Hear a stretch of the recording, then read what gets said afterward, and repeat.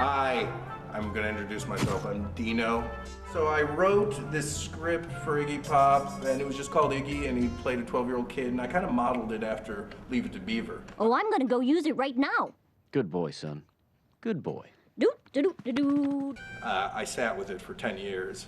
I was actually on a comedy website, on a message board, talking to all my fans, which is like, I don't know, 6, 7 people. One of them suggested, why not make a cartoon out of it?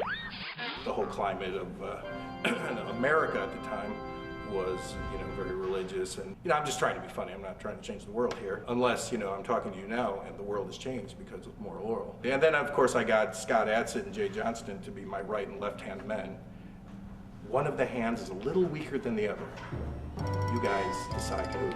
This is the couch where I get my sleeps on, and I have to replace it every week because I wear it out. That couch smells amazingly like Jay snores. Back to Scott. So, I'm hoping to involve Jesus Christ our Lord and a dinosaur, because it's very seldom you see them together. What's the best way to find out what your wife needs to be happy? Well, I suppose the best way to know what any woman needs is to read about what other men think women need.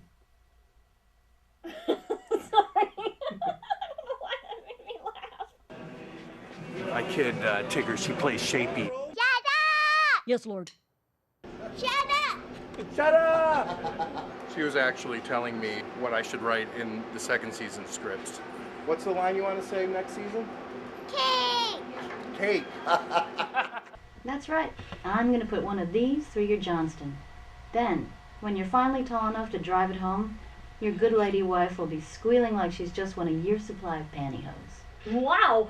Thanks for testifying, Orel. You're dismissed. But I said you're dismissed.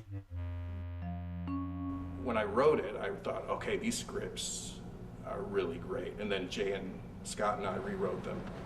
So, what's it like? It's a lot like this. Yeah, it is. What are we talking about? I thought it was like the best work I've done. There's no way they're going to be as good as what's on the script, and they're actually 10 times better. The animation's amazing. Jed Hathaway's sets, which you'll see here in a second, are amazing. This is the church that'll be downtown. It'll be the focus of the city.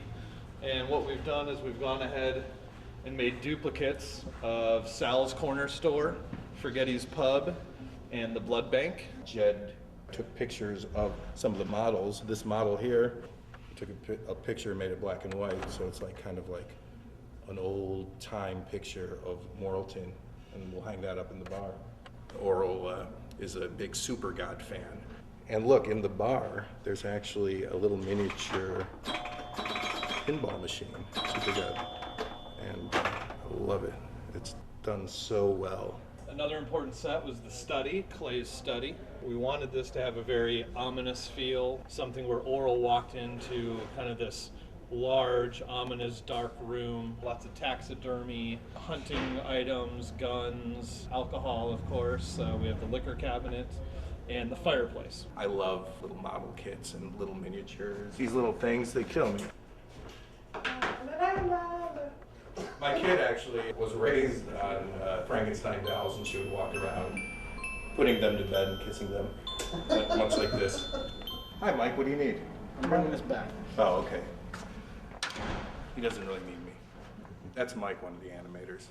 This is the scene where Orel gets shot by Shapey with a BB gun, and his dad is scolding him for waking him up on Sunday morning.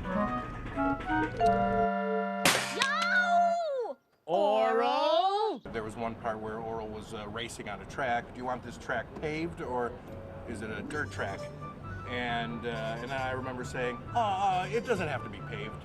Like, you don't have to pave it, don't take the time. And then, of course I walk in on them and they're creating this dirt track from scratch. It probably takes them longer to make a dirt track than a paved track. It probably does. The idea for the opening originally was to start with, you know, the world and go in, and Scott went away and drew this. It opens, of course, with the clouds being parted by the hands of what we presume is God. Yeah, it doesn't, of course. Why don't you watch the show? Oh, that's right. It opens with the earth. Yeah. First, here's our raw footage of the globe.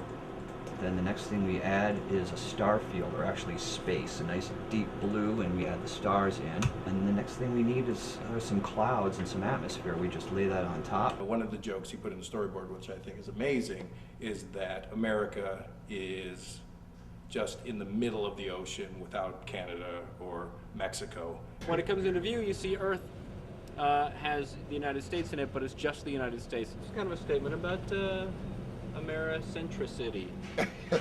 Independent from everything else, as if like everything was moving away from it, and then they're going to zoom in and see Morrilton. I wanted to pinpoint exactly where on Earth, where in America the city was. We decided that it would be right in the middle. We certainly regret naming it State of Soda now. Do we really? No. Well, Dino and I do when we talk together alone. Yeah. We all kind of came up with a bunch of ideas for the opening. I think Scott decided that it would be cool to see God's hands part the clouds. We've been working on the hands of God for the opening title sequence. And we took a cast of Scott's hands, one of the executive producers, and did a plaster cast. And now I've been dipping them in latex to give them a little bit more of a cartoony look. Got God's hands here, and they just finished curing with the balloon latex. And now I'm going to start airbrushing them.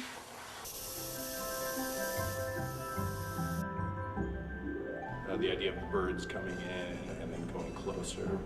This is the master set of Morrilton for the opening sequence. We're building a miniature scale town. We have the center of town here.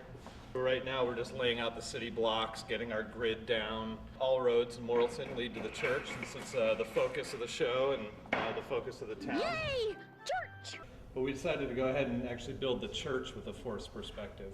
And basically what that means is we build it so that it looks longer and taller than it really is. And Moral's about yay high. Oral? Oral. Oral. He's not called Menace, he's called Dennis. We set up a motion control unit and did an 8-foot push in, which will mimic God flying into Morrilton. And then going closer. This is the shot where we get in a little bit closer to the church here, and the hand of God reaches in and grabs the steeple, pulls the roof off. Armani designed the sleeve. God demands the best designers. Here we see the hand of God pulling the roof off the church, and we see smoke and particles and dust. This is a 3D element that we created and we composited it in. And keep going in all the way to Orel praying and then waving. We're going right in. We see Orel there, our main character, and he's gonna wave hello, hello God. This version he's doing waving, but I'm gonna do some other versions where he does God is number one. The good thing is I'm sober right now, so I think it's gonna be okay. Usually it's good when I'm sober and my clothes are all on. A little Orel, our main guy, turns around and sees God and waves to him.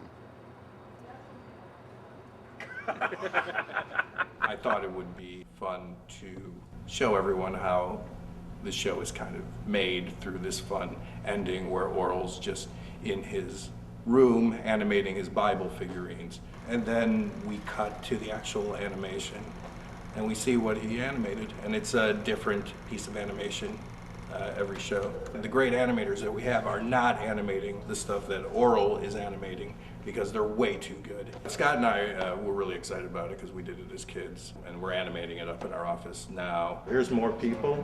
That's Andrew. Okay. Horribly interrupting an art. Yes. Rob sculpted that little figure of my daughter. It's going to be for my end production card. Of course, all you kids who bought the DVD will already know this. She's going to say, "Hello, goodbye," and then fly off. Hello, goodbye.